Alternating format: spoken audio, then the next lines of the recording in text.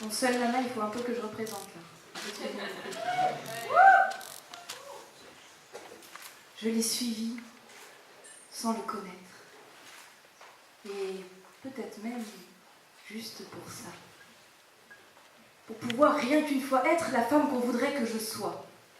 Cet étranger a su se taire et je l'ai suivi, pas à pas, jusque dans un lit de mystère. Il fut l'amant d'une seule fois. Dans une petite chambre d'hôtel, il dormait quand je l'ai quitté.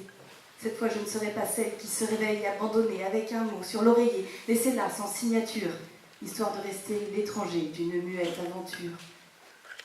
Je l'ai suivi sans le connaître et sûrement même juste pour ça.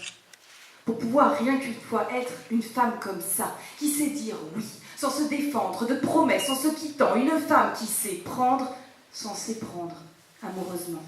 Une femme qui sait dire non et qui sait jouir, légère, sans pourtant répéter le nom de son fugace partenaire, pour être rien qu'une fois celle qui s'enfuit au petit matin, qu'on pourrait croire cruelle, une femme à homme de seconde main.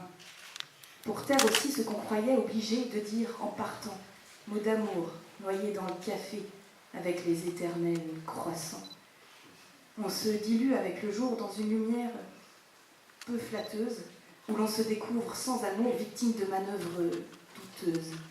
Il faudrait alors apprendre à être femme d'une seule fois. Une amante qui vite s'errante n'a pas besoin d'homme pour ça, à se coucher sans attendre les mots tendres qui ne viennent pas, à ouvrir juste son antre sans y laisser entrer les mois, à offrir juste son ventre sans pourtant céder ses droits, sans laisser son cœur en vente dans des draps de lit déjà froids, s'étendre à en perdre la tête, s'étreindre sans un mot aucun, se peindre la toile abstraite d'un amour violent sans chagrin, s'entendre en paroles muettes, se rendre en silencieux ébats, se prendre sans se connaître, sans se méprendre entre des bras, se vendre sans payer sa dette et s'éprendre juste pour ça.